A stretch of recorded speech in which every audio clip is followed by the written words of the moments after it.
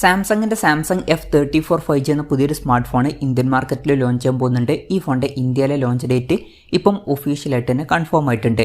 ഫീച്ചേഴ്സിനെ പറ്റിയിട്ടുള്ള പല കാര്യങ്ങളും പറയാൻ കഴിഞ്ഞിട്ടുണ്ട്. പല ഫീച്ചേഴ്സും അവർ ഒഫീഷ്യലായിട്ട് തന്നെ കൺഫേമും ചെയ്തിട്ടുണ്ട്.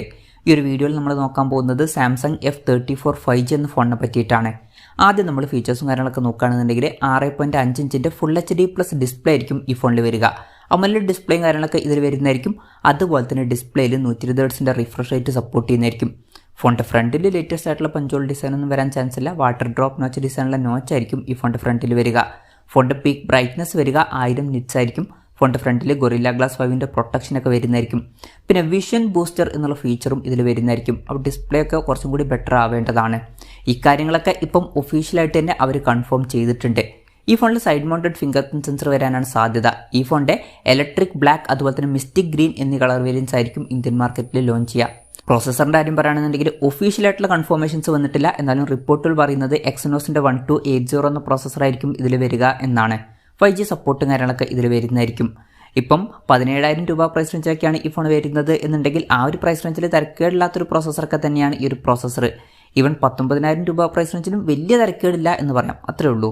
പിന്നെ സിംഗിൾ സ്പീക്കർ ആയിരിക്കും ഈ ഫോണിൽ വരിക. സ്റ്റീരിയോ സ്പീക്കേഴ്സ് വരാൻ സാധ്യതയില്ല. ഡോൾബി അറ്റ്മോസിൻ്റെ സൗണ്ടൊക്കെ സപ്പോർട്ട് ചെയ്യുന്നതായിരിക്കും. നോക്ക് സെക്യൂരിറ്റി എന്നൊരു സെക്യൂരിറ്റി ഫീച്ചറൊക്കെ ഇതിൽ വരും. 3.5mm ഓഡിയോ ജാക്ക് ഈ ഫോണിൽ വന്നേക്കാം. ആൻഡ്രോയിഡ് 13 ബേസ് ആയിട്ടുള്ള 1 year സോഫ്റ്റ്വെയർ ആയിരിക്കും ഈ ഫോണിൽ വരിക. ചിലപ്പം ഇതിൽ 4 കൊല്ലത്തെ OS അപ്ഡേറ്റും കാര്യങ്ങളൊക്കെ ലഭിച്ചേക്കാം. ക്യാമറയുടെ കാര്യം പറയുകയാണെന്നുണ്ടെങ്കിൽ ഫോണിൻ്റെ പിന്നിൽ ട്രിപ്പിൾ ക്യാമറ സെറ്റപ്പ് വരാനാണ് സാധ്യത. 50 മെഗാ മെയിൻ ക്യാമറ സെൻസർ ഈ ഫോണിൽ വരുന്നതായിരിക്കും. ഇതിൽ OS എന്നുള്ള ഫീച്ചറും സപ്പോർട്ട് ചെയ്യുന്നതായിരിക്കും. ഈ ഒരു കാര്യം ഇപ്പോൾ ഒഫീഷ്യലായിട്ട് കൺഫേം ചെയ്തിട്ടുണ്ട്. ബാക്കി 2 സെൻസേഴ്സിനെ പറ്റിയിട്ടുള്ള ഒഫീഷ്യൽ കൺഫർമേഷൻസ് വന്നിട്ടില്ല. രണ്ടാമത് 8 മെഗാ ഒരു അൾട്രാ വൈഡ് ആംഗിൾ ലെൻസ് വന്നേക്കാം. പിന്നെ 2 മെഗാ ഒരു മാക്രോ ലെൻസും വന്നേക്കാം. ഫ്രണ്ടിൽ 13 മെഗാ സെൽഫി ക്യാമറ വരാനാണ് സാധ്യത. ബാറ്ററിയുടെ കാര്യം പറയുകയാണെന്നുണ്ടെങ്കിൽ 6000 mAh ബാറ്ററിയും കാര്യങ്ങളൊക്കെ ഇതിൽ വരുന്നതായിരിക്കും. അത് ഒഫീഷ്യലായിട്ട് കൺഫേം ആയിട്ടുണ്ട്.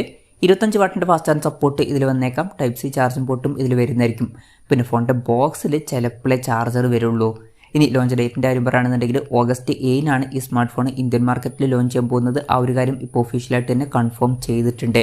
വിലയുടെ കാര്യം പറയുകയാണെന്നുണ്ടെങ്കിൽ അവർ ഇപ്പോൾ ടീസ് ചെയ്തിരിക്കുന്നത് ഈ ഫോണിൻ്റെ വില 16,000-17,000 രൂപ പ്രൈസ് റേഞ്ചിലായിട്ടായിരിക്കും വരിക എന്നാണ്. പക്ഷേ ഒഫീഷ്യൽ കൺഫർമേഷൻസ് വന്നിട്ടില്ല. മിക്കവാറും അത് ഓഫറും കൂടി കൂട്ടിയിട്ടുള്ള ഒരു പ്രൈസിംഗ് ആയിരിക്കും. ചിലപ്പം ഈ ഫോൺ 19,000 രൂപ പ്രൈസ് റേഞ്ചിലൊക്കെ ആയിട്ടായിരിക്കും ലോഞ്ച് ചെയ്യുക.